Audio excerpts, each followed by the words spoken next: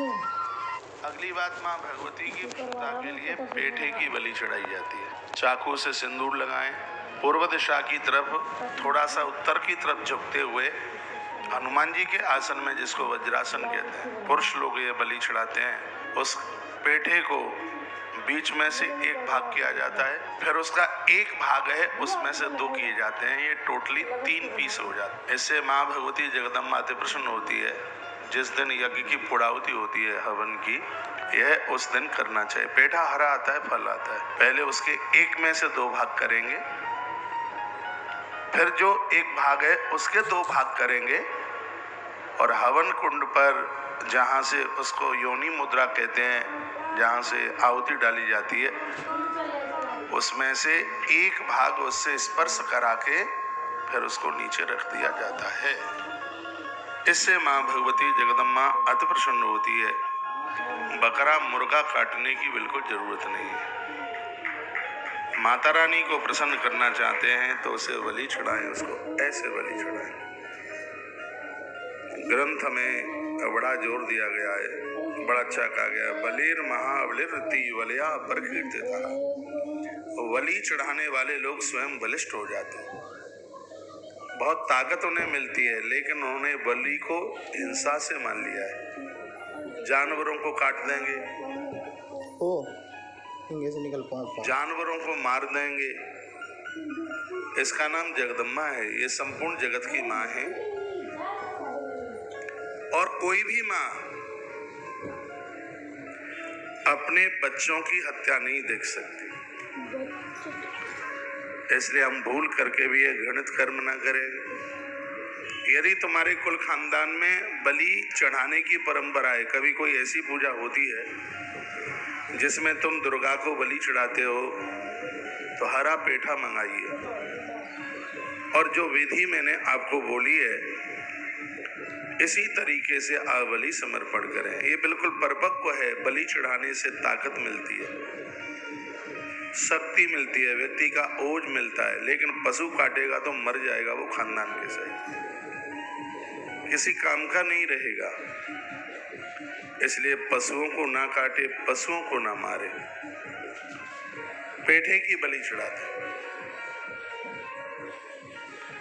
पेठा भी ना मिले, हरा नारियल जटा वाला उसको फोड़ दे, माँ उसको बलि के रूप में स्वीकार कर लेती है। उस पर थोड़ा सिंदूर डाल दे, उसके 2 भाग जैसे टूट जाए, पानी माँ के ऊपर चढ़ा दें। कल मैं दिल्ली की कार्यक्रम में बोल रहा था, और उसमें थोड़ा सिंदूर डाल दें उस पर, तो माँ उसको बलि के रूप में स्वीकार कर लेती है।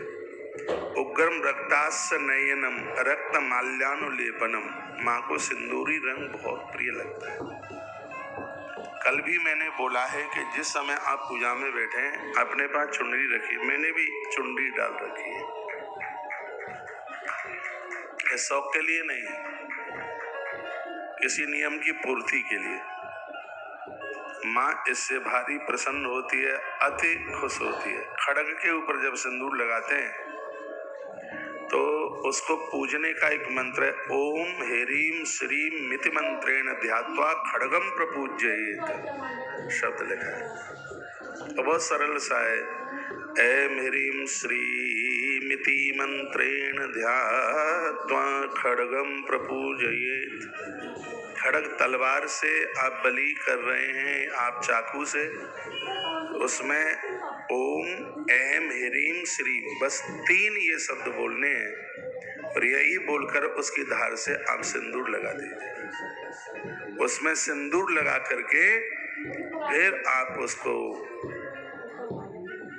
पेठे को उसके भाग कीजिए। घुटुवन, जिसको हनुमान जी का आसन कहते हैं, उस आसन में बैठ करके किया जाता है। गृहीत्वा विमलम खड्गम छेदयेद बलिमुत्तमं ततो बलिनाम रुधिरम तोय सेन्द्यवसत फलई। इसमें लिखा है कि यदि आप नारियल भी तोड़ते हैं और उसमें आपने सिंदूर डाल दिया, तो उसमें से टपकने वाला जो नारियल जल है वो माँ के लिए वही रुधिर के रूप में है। तो जीव हिंसा काय को कर रहे हो, क्यों कर रहे हो, ये गलती क्यों कर रहे हो? ये जगह जगह लोगों को ये बात बतानी चाहिए। जहां पर भी हिंसा हो रही है, जीव हिंसा हो रही है, जीवों को काट रहे हैं, और कहते हैं कि माता बकरा काटने से खुश हो जाएगी, कभी भी नहीं होगी।